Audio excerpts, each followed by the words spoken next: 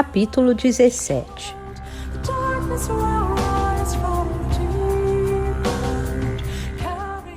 A lua estava escura no céu. Nessas ocasiões, conforme era dito às jovens sacerdotisas na casa das donzelas, a deusa escondia o rosto da humanidade, aconselhando-se com os céus e os deuses que ficavam atrás dos deuses que conhecemos.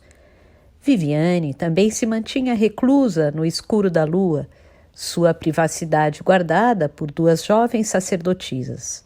Ela passou a maior parte do dia na cama, deitada, de olhos fechados, imaginando se era, afinal, o que Morgana pensava. Embriagada pelo poder, acreditando que tudo estava a seu comando para fazer como achasse melhor. O que fiz, ela pensou, foi para salvar esta terra e seu povo da rapinagem e da destruição, de um retorno ao barbarismo, de um saque maior que o de Roma pelos godos. Ansiava por mandar chamar Morgana faminta da velha proximidade das duas. Se a garota de fato viesse a odiá-la, seria o preço mais pesado que jamais teria pago por um ato seu. Morgana era o único ser humano que havia amado completamente.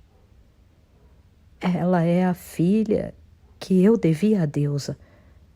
Mas o que está feito e não pode ser revertido. A linhagem real de Avalon não deve ser contaminada pelo sangue plebeu. Pensou em Morgana com uma esperança triste de que um dia a jovem entenderia. Mas, entendesse ou não, Viviane sabia que havia feito o que precisava e apenas isso. Dormiu pouco naquela noite, tendo sonhos caóticos e visões, pensando nos filhos que havia distanciado dela, no mundo lá fora, no qual o jovem Arthur cavalgara ao lado do Merlin. Teria chegado a tempo de ver o pai moribundo?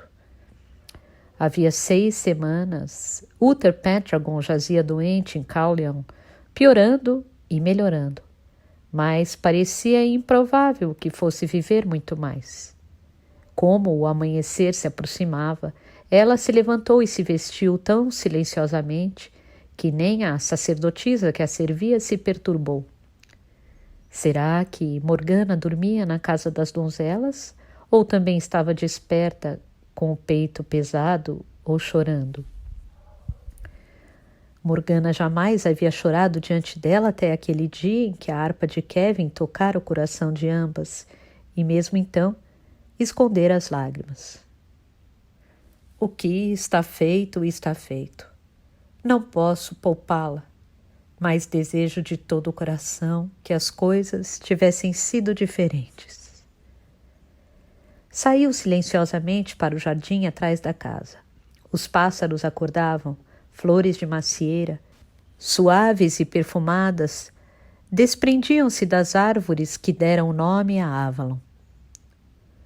Darão frutos no tempo certo, como o que faço agora dará frutos em sua própria estação. Mas eu nunca mais darei flores ou frutos. O fardo dos anos pesava em sua mente. Envelheço. Mesmo agora a visão falha às vezes, a visão que me foi dada para guiar esta terra. Sua própria mãe não tinha vivido tanto. Chegaria a hora, de fato, estava quase ali em que precisaria entregar seu fardo e seu cargo sagrado, passando o governo real de Avalon para a próxima senhora, ficando atrás dela nas sombras como sábia ou a própria anciã da morte. Morgana não está pronta. Ainda vive no tempo do mundo e ainda estremece e chora pelo que não pode ser evitado. Sua mente repassou o grupo de sacerdotisas jovens e velhas em Avalon. Não havia ninguém a quem pudesse confiar o governo dessa terra. Morgana um dia chegaria a esta estatura, mas não no momento. Raven Raven poderia ter aquela força, mas havia dado a voz aos deuses. Era destinada para a loucura divina do além-mundo, não para prover aconselhamento sóbrio e julgamento neste mundo. Mas o que seria da Bretanha se ela, Viviane, morresse antes que Morgana atingisse seus poderes plenos? O céu sobre ela ainda estava escuro, embora a névoa ao oeste clareasse com a aurora. Observou a luz aumentando. As nuvens vermelhas se formaram rapidamente, torcendo-se no formato de um dragão, espiralando ao longo de todo o horizonte. Então uma grande estrela cadente flamejou através do céu, empalidecendo a formação do grande dragão. Seu brilho cegou Viviane por um momento, e quando ela voltou a enxergar, o dragão havia desaparecido e as nuvens mutantes estavam brancas com o sol que subia. Viviane sentiu arrepios percorrendo sua espinha. Um presságio desse não era visto 2 vezes na vida. Toda a Bretanha devia estar atenta a ele. Assim se vai, Uther, pensou. Adeus ao dragão que estendeu as asas sobre nossas costas. Agora os saxões cairão sobre nós.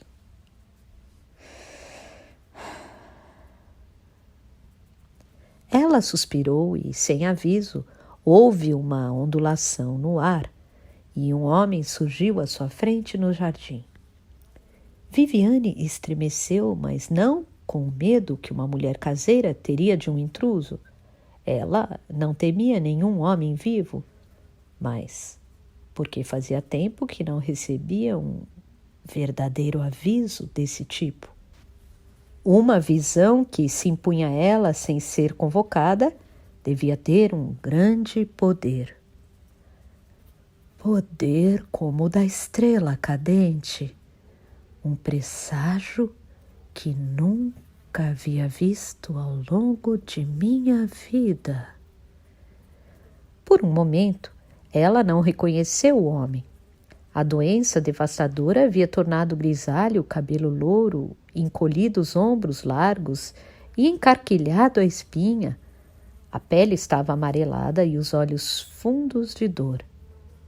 Ainda assim, Uther Pendragon parecia, como sempre, maior que a maioria dos homens, e embora houvesse pouco barulho no jardim cercado, ela ouvia os pássaros piando através da voz dele. Sim, e via as árvores floridas através do seu corpo. Parecia que ele lhe falava, como sempre, de modo duro, sem afeto. Então, Viviane, nós nos encontramos pela última vez. Há um laço entre nós, não que eu desejasse. Não fomos amigos, cunhada, mas acredito em sua visão, pois tudo o que disse sempre se tornou verdade. E você é a única que fará com que o próximo grande rei da Bretanha tome o que é dele por direito. Ela viu que ao longo do peito dele havia a marca de um grande ferimento. Como é que Uther Pendragon, moribundo em Caerleon, havia morrido de um ferimento e não de uma longa doença? Morri como um guerreiro deve morrer. As tropas do tratado quebraram novamente a palavra e meus exércitos não poderiam enfrentá-las até que me fiz ser carregado até o campo de batalha. Eles então foram para cima, mas Aeske, o chefe saxão, não vou conceder àquele selvagem o título de rei. Os atravessou e matou 3 homens da minha guarda, e eu o matei antes que seu guarda-costas pudesse me matar. Mas vencemos a batalha. A próxima será para meu filho, se ele chegar ao trono. Viviane ouviu-se dizer alto através do silêncio.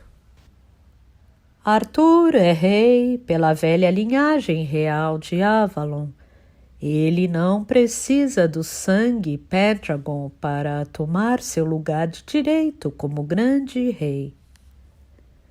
Mas isso, que teria feito o Uther em vida explodir de raiva, apenas despertou nele um sorriso irônico, e pela última vez ela pareceu ouvir a voz dele.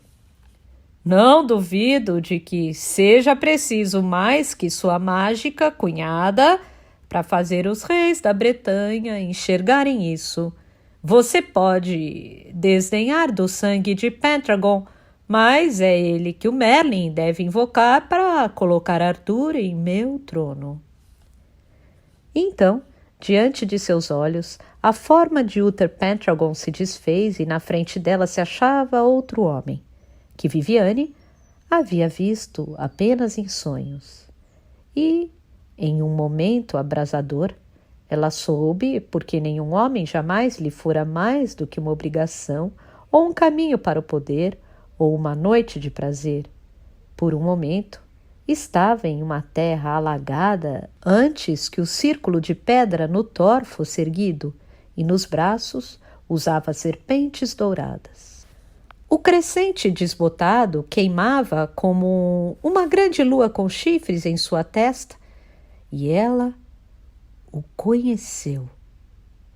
Com um conhecimento além do tempo e do espaço.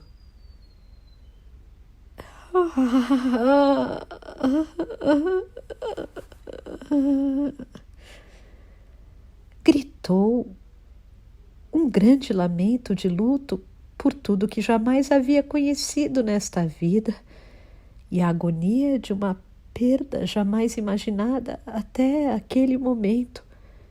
Então o jardim ficou vazio e os pássaros piavam desapercebidamente no silêncio úmido da névoa que cobria o sol nascente.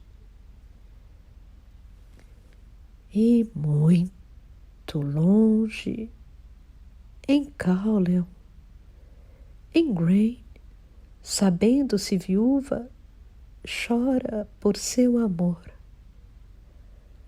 Agora lhe cabe chorar por ele. Viviane se apoiou contra o tronco orvalhado de uma grande árvore e se contorceu em uma tristeza inesperada. Ele jamais a havia conhecido. Não gostava dela, jamais confiara nela até o momento de sua morte, quando o disfarce mortal de uma vida caiu. Deusa, seja misericordiosa. Toda uma vida se passou e eu jamais o conheci. Foi-se embora de novo.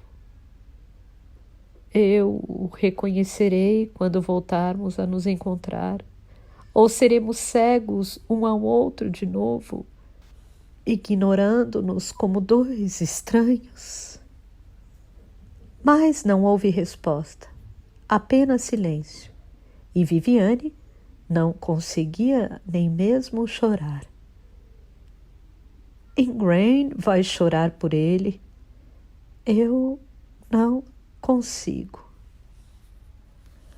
Logo se recompôs. Não era hora de ficar lamentando um amor como um sonho dentro de outro. O tempo começou a se mover para ela novamente e relembrou a visão com um leve desalento. Ela não sentia dor pelo morto agora, ou nada além de exasperação. Deveria saber que ele daria um jeito de morrer no momento mais inconveniente possível, antes que tivesse tempo de proclamar seu filho como grande rei aos régulos rivais, todos lutando pela coroa. Por que não havia ficado em Cauleon? Porque havia cedido ao orgulho que o levou a aparecer uma vez mais no campo de batalha? Teria ao menos visto o filho? Teria o Merlin chegado a tempo? O aviso se fora de vez. Não havia como convocá-lo de novo e perguntar-lhe coisas mundanas. Uther, de fato, viera a ela no momento de sua morte, e era bom que Ingrain jamais soubesse disso. Mas ele desaparecera. Viviane olhou para o céu. Ainda não havia sinal da lua crescente. Talvez pudesse ver algo em seu espelho. Deveria chamar Raven? Não havia razão para isso, e ela poderia não concordar em quebrar seu silêncio por uma visão de coisas no mundo externo. Morgana. Não queria encarar os olhos dela. Ela vai viver toda a vida como eu, com o coração morto dentro do corpo.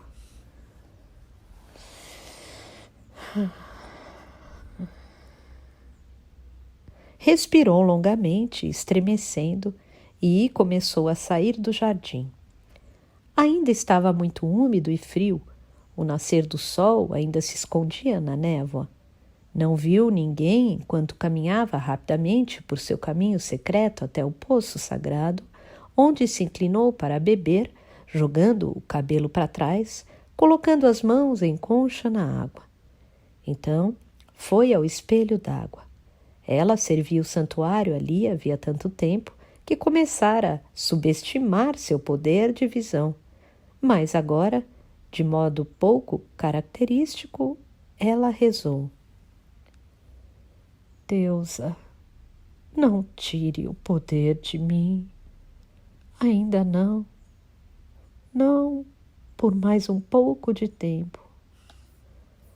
Mãe, você sabe que não peço isso por mim, apenas para que esta terra permaneça segura até que possa colocá-la nas mãos que preparei para protegê-la. Por um momento, viu apenas ondas na água do poço e fechou os punhos como se pudesse forçar uma visão. Então, lentamente, imagens começaram a se formar.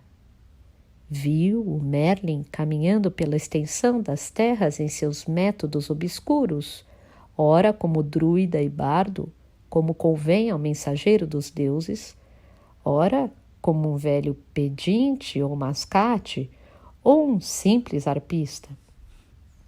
O rosto começou a mudar e ela viu o bardo Kevin, ora vestindo os mantos brancos do mensageiro de Avalon, ora as vestes de um nobre confrontando padres cristãos. E havia uma sombra atrás da cabeça dele. Ele estava envolto em sombras, a sombra do bosque de carvalhos, a sombra da cruz. Ela o viu com a taça sagrada das insígnias dos druidas. Viu o jovem Arthur, a testa ainda manchada com o sangue do gamo que havia vencido e matado, e Morgana rindo, coroada com flores, seu rosto marcado com sangue. Ela não queria ver isso e desejou intensamente desviar os olhos, mas não se atrevia a interromper o fluxo de visões. Viu uma vila romana e Arthur entre dois rapazes. Um era seu Lancelot, seu filho mais novo, e imaginou que o mais velho fosse o irmão de criação de Arthur, Kai, o filho de Heitor. Viu Morgause cercada por seus filhos, um a um, eles se ajoelharem aos pés de Arthur. Então, viu a barcaça de Avalon enfeitada de panos pretos como uma mortalha e Morgana na proa. Mas ela estava mais velha chorando. Impacientemente, Viviane passou a mão pela superfície da água. Não era hora de ficar ali buscando orientações em visões que pareciam não ter significado para o momento. Desceu o morro em direção à sua casa e convocou as sacerdotisas que a serviam. Vistam-se, disse secamente. E mandem um aviso ao Merlin. Ele deve ir a Caerleon e trazer o jovem Arthur para mim aqui antes que a lua fique mais um dia no céu. Não há tempo a perder.